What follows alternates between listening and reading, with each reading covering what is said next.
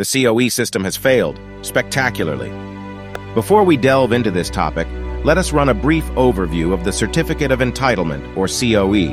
Introduced in 1990, a COE gives a person the right to own and use a vehicle in Singapore for a period of 10 years. The number of COEs available is determined by the Vehicle Quota System, VQs, which regulates the number of vehicles in Singapore.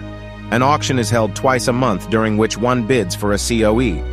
The COE system has undergone multiple tweaks and revisions over the years, including changes to the vehicle classification categories, as well as the method for computing the COE quota. In land-scarce Singapore, there must be a system to regulate the number of vehicles.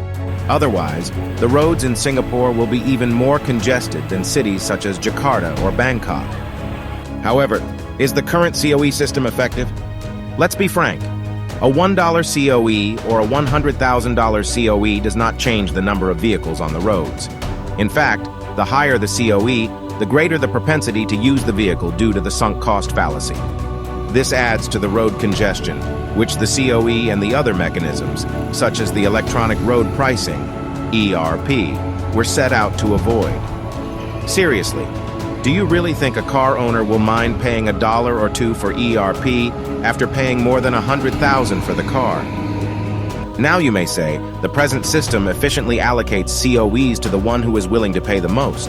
This is where the system is flawed in so many ways. In a completely free market, forces of demand and supply interact to arrive at an equilibrium price between buyers and sellers. Clearly, there is no purely free market in existence, for there are some constraints in all markets. In the case of the COE system, the supply is determined by the Land Transport Authority, while the demand, though largely determined by the consumers, is ridden with flaws.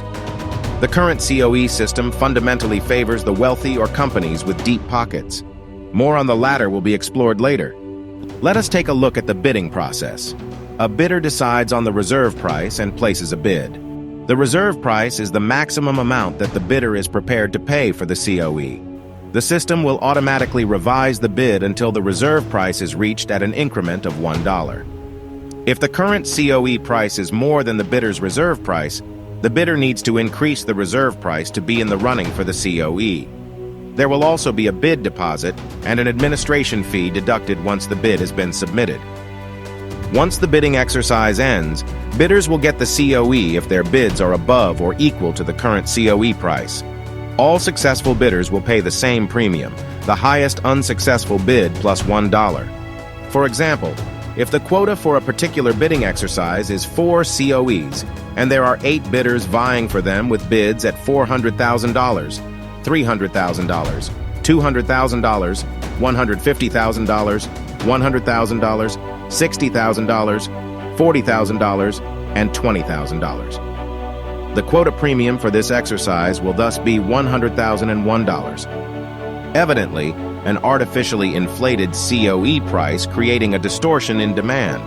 The first 3 bidders could be potential buyers of supercars costing $2 million or even more. The subsequent 2 bidders could be car-sharing companies, while the last 3 could be buyers of bread and butter cars. To put things into perspective, a $100,000 COE is only 5% of the price of a $2 million car. In contrast, this COE is a whopping 62% of a $160,000 car. High-end luxury car buyers and companies have the financial resources to outbid the common man. Especially for wealthy buyers who may be adding one more car to their fleet, they may even have no qualms paying $400,000 for a COE. To them, they must have the car, regardless of the cost. On the other hand, the man on the street who needs a basic vehicle to ferry his elderly parents and his toddler as well as run errands for his small business is now cruelly priced out of the market. The car is not a luxury for him, it is a need. With the influx of high-net-worth individuals settling in Singapore, COE prices will continue to rise or remain high. Car sharing and rental companies have reportedly continued to expand their fleet due to increased demand. It does not take a rocket scientist to figure that only the rich are now able to own cars. This is a vicious cycle whereby those priced out of the market are now forced to rent cars. A surge in demand will then lead to increase in COE prices as car-sharing companies seek to purchase more cars. The ownership of vehicles simply shifts from consumers to rental companies. The total number of vehicles on the roads remains largely the same. Indeed, the utilization of cars may have actually increased overall, going by the odometer readings of these rental cars, as the companies would not want the cars to be left idle. This defeats the whole purpose of the COE system. Does this make sense? Does this seem fair and equitable? What may have worked well in the past may not work well today. We will be heading down a slippery slope if the COE system is not kept in check. Those who are in genuine need of a vehicle will not be able to afford one. Car rental costs will rise in tandem with an increase in car prices. The entire archaic COE system is in a desperate need of a complete overhaul. Here are some proposed solutions, some of which are easier to implement than others. To start off, the COE categories should be based on the open market value, OMV, of the vehicles instead of the horsepower.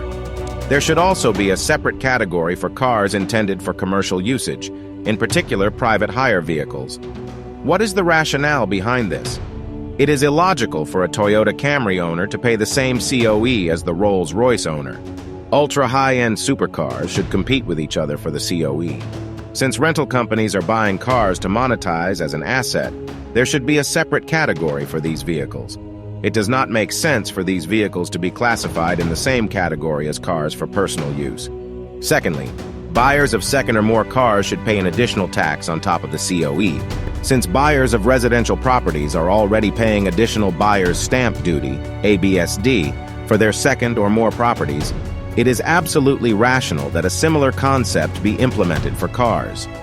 For example, buyers of their second car will pay 20% on top of the COE price. Buyers of their third car will pay 30% on top of the COE price. Sure, similar to the ABSD, buyers will exploit potential loopholes, but this step is vital to rein in the skyrocketing COE price. This will level the playing field for everyone to purchase a car. Next, implement a pay-as-bid auction instead of a uniform price auction. The current uniform price auction allows bidders to possibly inflate the price, but not taking responsibility for their bid price. With a pay-as-bid auction, if the bidder places a COE bid of $400,000, he needs to pay $400,000 for the COE. While this may not lower the COE premiums immediately, it will at least ensure responsible bidding. Another point to consider would be a balloting system. COE prices could be set at predetermined values for different categories, say $10,000 for cars with an OMV value not exceeding $20,000. Aspiring car owners ballot for a COE similar to the present balloting process for build-to-order, BTO flats. While this could be tricky to execute, the government will still be able to limit the cars on the road. Last but not least, forbid dealers from bidding. In the existing system, a temporary COE is given to the bidder, in most cases the dealer, which permits the bidder to only register a vehicle up to 6 months later, depending on the category. The temporary COE should be done away with. Instead, allow only buyers who are ready to purchase bid for a COE. In addition, the COE should be paid in full, and buyers should not be allowed to take a loan. By doing so, the COE price should reflect more accurately the amount which buyers are willing and able to pay. Some other suggestions include limiting the cars per household and making parking costs prohibitive to the extent that car owners will think twice before driving their vehicles. To be clear, if you wish to own a Ferrari, you should work hard to be able to afford it. However, cars should not only be limited to the affluent. A Toyota Camry costing more than $200,000 is utterly ludicrous at today's prices. Not everyone buys a car as a status symbol, certainly not a Camry. Minor tweaks to the system will not work. The root cause of the problem remains. It is highly baffling that no one from the relevant authorities has proposed any concrete solution to address this problem. The aforementioned solutions proposed in the video should enable cars to be more affordable to the mainstream, leading to a more inclusive society.